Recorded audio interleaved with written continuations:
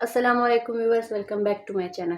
तो आज की इस वीडियो में हम ग्रेड 9 से लेक्चर नंबर 2 पढ़ेंगे, जिसमें हमारा टॉपिक क्या है, identifying groups and period of an element. यानी कोई भी एलिमेंट आपको, प्रोडिक्ट टेबल का मैंने इंट्रोडक्शन दे दिया इससे पिछले लेक्चर में, तो कोई भी आपको जो है वो एलिमेंट दे दिया होगा, लेट्स सपोज कार्बन, सिलिकॉन या आर्गोन, इस तरीके से कोई भी एलिमेंट दे दिया होगा और आपने उसका क्या करना है, उसकी पोजीशन बतानी है। यानी ये बताना है कि उसका ग्रुप कौन सा है और उसका पीरियड कौन सा है। तो आप इसकी जगह ये भी कह सकते हो कि आप उसकी क्या बता रहे हो, position in the periodic table. ठीक है, तो अब आपने इसको करना किस तरीके से है, आपको इस तरीके से क्वेश्चन दिया होगा, in which period and which group, कोई भी एलिमेंट दे दिया होगा कि from which group and period it belongs, या इस तरीके से दे दिया होगा, या कोई भी आपको लेट्स सपोज मैं यहाँ पे ले लेती हूँ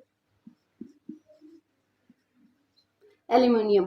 अच्छा, ये आपको एलिमेंट दे दिया गया है जिसका एटॉमिक नंबर आपके पास 13 है और मास नंबर आपके पास क्या है 27, और आपको बताया गया इसकी पोजीशन क्या है, what is the position of aluminium 13, 27 in the periodic table. इस तरीके से भी क्वेश्चन आ सकता है, या in which group and period aluminium belongs, ये भी इस तरीके से भी आपको क्वेश्चन दे दिया गया होगा। ठीक है, अब आपने करना क्या है, जहन में आपने रखना है कि आप पोजीशन जो है वो बताने के दो तरीके हैं। एक तो आप पीरियोडिक टेबल को देख लो, आपको पता चल जाएगा वो कौन से ग्रुप में है और कौन से पीरियड में है। ठीक है, जो मोस्ट इंपॉर्टेंट है वो क्या है, आप किससे करते हो, बाय इलेक्ट्रॉनिक कन्फिग्रेशन। किससे करते हो, इलेक्ट्रॉनिक कन्फिग्रेशन। अब ये मैंने चैप्टर 2 में आपको बता दिया है कि आप किसी भी एलिमेंट के इलेक्ट्रॉनिक कन्फिग्रेशन कैसे निकालते हो। तो इलेक्ट्रॉनिक कन्फिग्रेशन जो है वो एटॉमिक नंबर की निकलती है। ठीक है, आपने इसके एटॉमिक नंबर की इलेक्ट्रॉनिक कन्फिग्रेशन निकालनी है। लेट्स सपोज मैं यहाँ पे ले रही हूँ Al, इसकी इलेक्ट्रॉनिक कन्फिग्रेशन देखिए, एटॉमिक नंबर 13 है तो मैंने 13 की कन्फिग्रेशन करनी है। ठीक है, यानी इलेक्ट्रॉन जिसके पास 13 है तो मैंने 13 इलेक्ट्रॉन्स को डिस्ट्रीब्यूट कराना है इसके सब शेल्स में।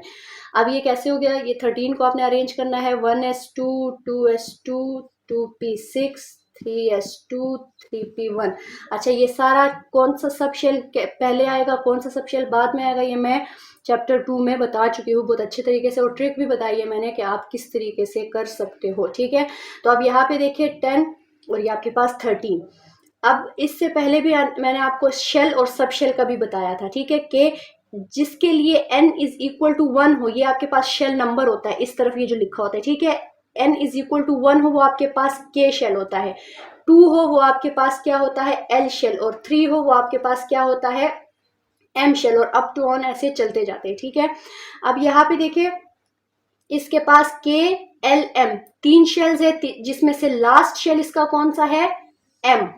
लास्ट शेल इसका कौन सा है, m। तो अब नेक्स्ट स्टेप आपने क्या करना है, वैलेंस शेल इलेक्ट्रॉनिक कन्फिग्रेशन इसकी क्या निकली, यानी पीछे बाकी इलेक्ट्रॉनिक कन्फिग्रेशन को छोड़े सिर्फ वैलेंस शेल। वैलेंस शेल यानी सिर्फ आखिरी शेल, सिर्फ आउटर मोस्ट शेल की इलेक्ट्रॉनिक कन्फिग्रेशन इसकी आपके पास क्या है 3s2 3p1।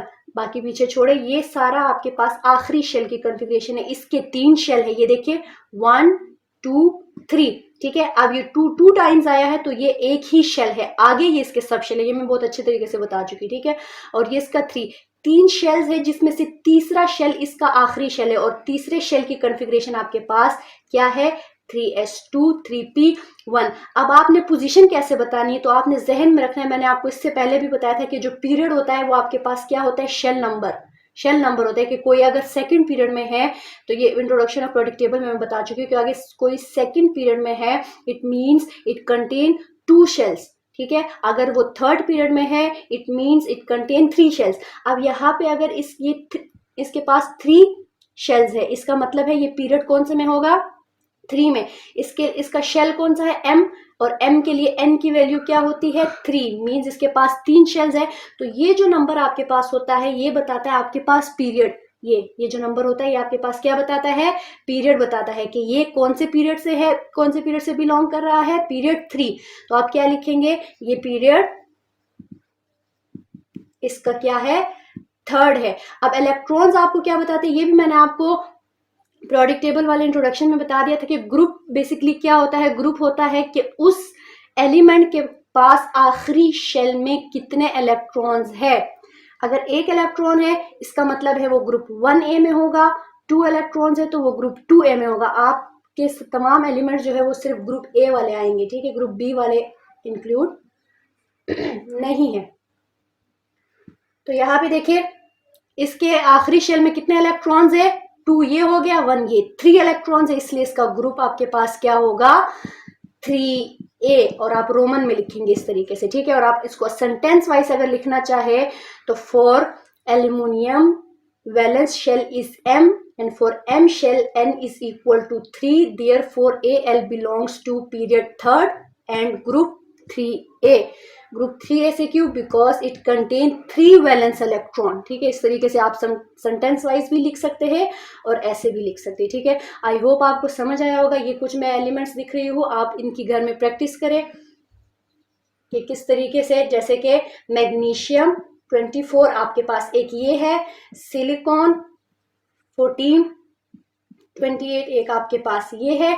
आपने इसको क्या करना है, इनकी प्रैक्टिस करें और इनकी पोजीशन बताइए कि कौन से ग्रुप में है और कौन से पीरियड में। आई होप आपको समझ आया होगा। मिलेंगे इंशाल्लाह फिर नेक्स्ट वीडियो में। कोई क्वेश्चन इससे रिलेटेड, कोई क्वेरी हो कमेंट सेक्शन में आप ज़रूर बताइएगा। इंशाल्लाह नेक्स्ट टॉपिक के साथ मिलेंगे, तब तक के लिए अल्लाह हाफिज़।